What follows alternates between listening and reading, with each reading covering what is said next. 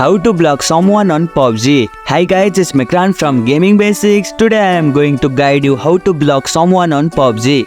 Blocking someone on PUBG is quite easy. So without any delay, let's start the video. Open PUBG Mobile. Launch the game on your mobile device. Go to your friend list. Tap on the friend icon located at the bottom left of the main screen. Block the player. Tap on the player's name in the list.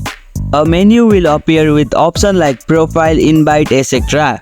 Tap on more, 3 dot or similar option. Then a message box will appear. Once again tap on 3 bar, it's located right here. Here you can see block option, tap on it.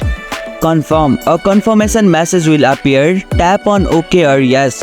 Once blocked, the player won't be able to send you friend request, message or invites. And there you go, it's done. That's how you can block someone on PUBG. If you liked our video, press the thumbs up and share button. If you have any question, comment down below and don't forget to subscribe the channel for more tutorials.